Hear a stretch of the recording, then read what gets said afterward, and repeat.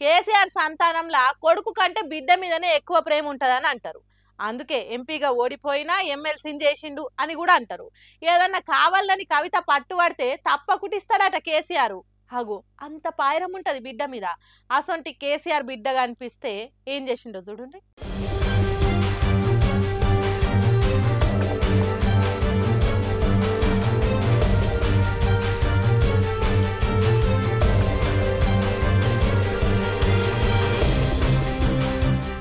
చూసిండ్రా కేసీఆర్ లిఫ్ట్ల నుంచి బయటికి వెళ్ళినప్పుడు కవిత ఎక్కడున్నదో దూరంగా మెట్లకాడ ఒక్కతే నిలబడి చూస్తున్నది. చెయ్యికి దట్టి కట్టేతానికి దగ్గర కూడా వస్తలేదు.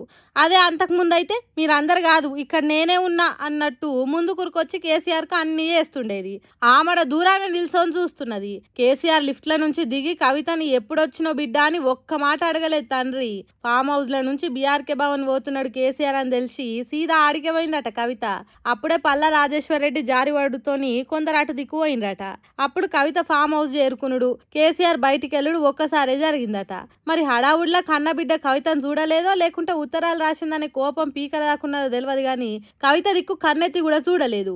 బయటికి వెళ్తుంటే కేసీఆర్ బట్టి బీఆర్ఎస్ లీడర్లు ఉన్నారు గాని కన్న బిడ్డ కడకే ఉండిపోయింది. ఇక్కడ వీడియోలో కూడా గట్లనే ఉన్నది ఎడమొహం పెడమొహం అన్నట్టు.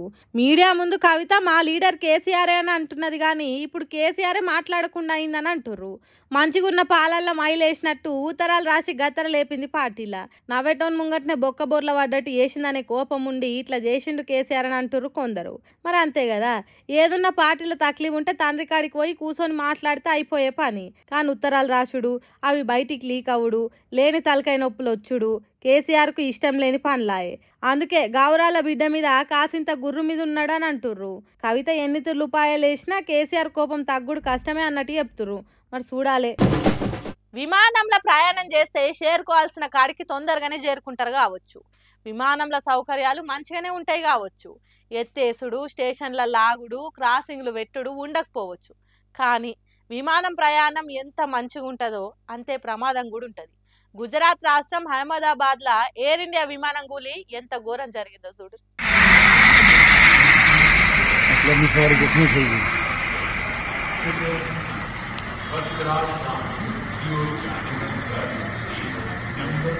అబ్బాబ్బాబ్బా ఆకాశాన్ని మూసేసినట్టు పొగ ఎట్లా దట్టంగా ఎగజిమ్ముతున్నదో చూడుండ్రి.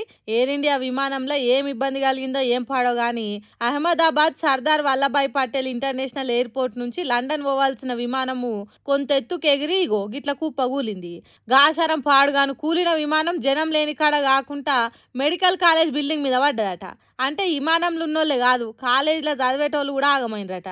ఇప్పటి వరకు 100 మందికి మీదనే ఎక్కువ ప్రాణాలు గాల్లో కలిసినాయి అంటే చూడుండ్రి ఎంత ఘోరమైన ప్రమాదం జరిగిందో. ఈ విమానం కూలిన ప్రమాదంలో గుజరాత్ మాజీ ముఖ్యమంత్రి విజయ్ రూపానీ కూడా ఉన్నాడట. పాపం ఆ సార్ కూడా జీవిడిచిండంటే కడమోళ్ళ పరిస్థితి ఎట్లున్నదో అర్థం చేసుకుని. బస్సు కారు యాక్సిడెంట్లే భయం కలిగేటట్టుంటే విమాన ప్రమాదాలు ఒళ్ళు గగ్గులు ఒడుస్తుంది. 242 మంది ప్రయాణించే విమానం కూలుడంటే ఒక్కరు కూడా ప్రాణాల మీద ఆశ పెట్టుకొని ముచ్చట అన్నట్టు. అంత ఎత్తు నుంచి పడితే ఎవరికన్నా నష్టం తక్కువనే ఉండొచ్చు గాని కాలేజీ బిల్డింగ్ కు గుద్దుకొని పెద్ద బాంబు వేలినట్టు మాటలు వచ్చినాయి. డాక్టర్లు, ఫైర్ ఇంజన్ వాళ్ళు, ఎమర్జెన్సీ వాళ్ళు, అంబులెన్స్లు ఎంబటే చేరుకున్నాయి. కానీ అప్పటికే జరగాల్సిన నష్టం జరిగిపోయింది. విమానం గుద్దినందుకు మెడికల్ కాలేజీలో చదువుతున్న పిల్లలకు 20 మందికి ఎక్కువనే ప్రాణాలు ఇచ్చిండ్రని అంటుర్రు. ముందు ముందు ఇంకెంతమంది ఆగమవుతారో ఏం పాడో. ఈ విమానంలో 169 మంది మన దేశపోలు, 53 మంది ఇంగ్లీష్ వాళ్ళు, 12 మంది విమానంలో పనిచేసేటోళ్ళు ఉన్నారట. ఇంతమందిలో ఎవ్వరికి ఎట్లున్నదో, ఎంతమందికి దెబ్బలు తాకినాయో, ఎంతమంది కోలుకుంటారో ఏమో గాని ఏడ చూసినా ఏడుపులే వినిపిస్తున్నాయట అహ్మదాబాద్లా.